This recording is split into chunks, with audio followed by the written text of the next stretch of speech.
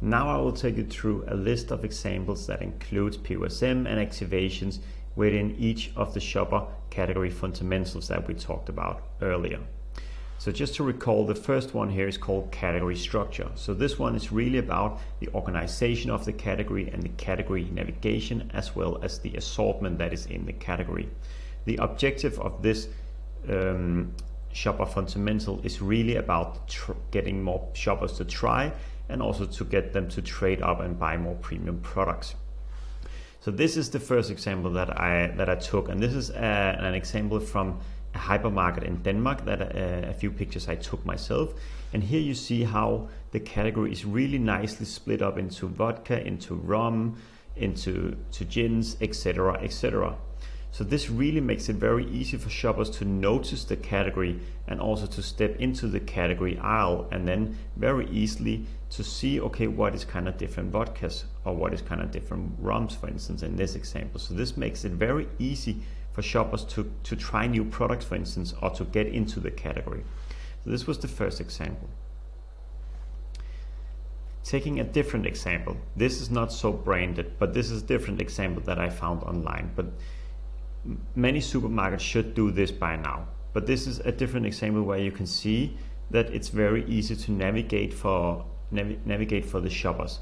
What they really have to do is just look up here, and there you see a very common top POSM top sign that guides the shopper where they will find rice, for instance, where they'll find soup and broth. So this makes it a lot easier for the shopper to find the category that they are looking for. Another example here is from a wine section.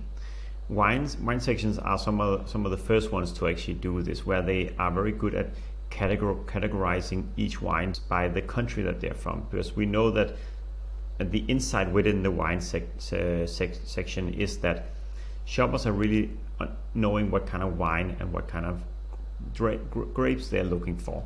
So here they decided to split up the wines by the country.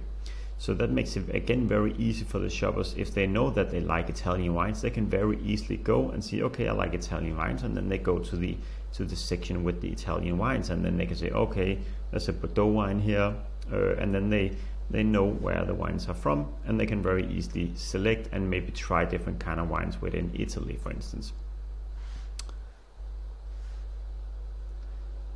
Here it's just to show the power of navigation. So this is from a different kind of store, but this is taking two different kind of examples from a bookstore.